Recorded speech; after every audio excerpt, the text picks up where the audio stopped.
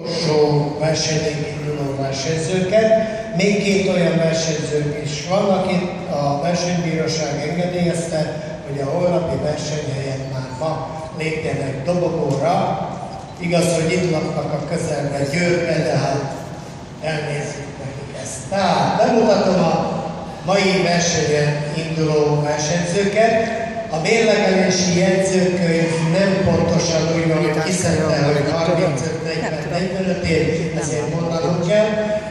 40-es korcsoportban Morvai Tamás szerencsi versenyző 94 kg-ban még dobogó. 45-ös korcsoportban Komonyi Norbert, a MOSZ versenyzője 85 kg-ban indul.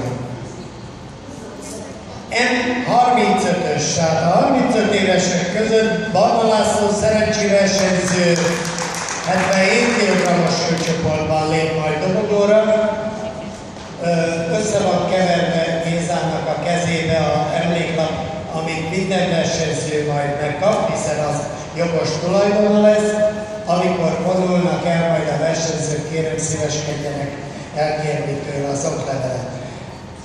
Az M45-ös korcsoportban Bentalan Zoltán a tesi versenyzője 105 kg súlycsoportban versenyez. M35-ben Modila Viktor kazicbarcikai versenyző 77 kg súlycsoportban indul. M40-es két versenyző Bertáler Ferenc a győri rekordteséből 85 kg-ban és 94 kg-ban a fehérvári Szabó György lép majd a dobogóra. M35-ös korcsoport Rász Tibor BKV előre 85 kg súlycsoportban. Az M45 kg-os korcsoport 2 plusz 105 kg-os versenyzője Vira Tamás a BKV-ból és Magát János a tesiből.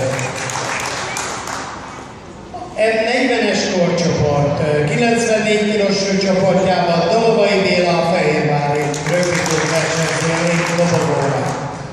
M45-ös korcsoport 105 kg, Bakó Attila a BKV előzőből. M40-es korcsoport 85 kg súlycsoportja Szabó Tamás a győri rekordból. M40-es ugyancsak 85 kg súlycsoport, tehát egymás ellen versenyeznek, Mergyó János a BKV előzőből.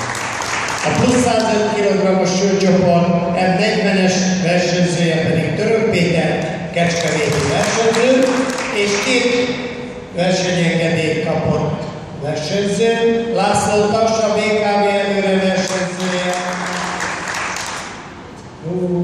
Ide nincs írva, hogy 118 kg, tehát plusz 105-ös lesz, igen, ezt kiszámoltam, és 77 kg-os súlycsoportban Müller Csaba Győrinek a képviseletének eredményüket majd a holnapi versenyen számoljuk.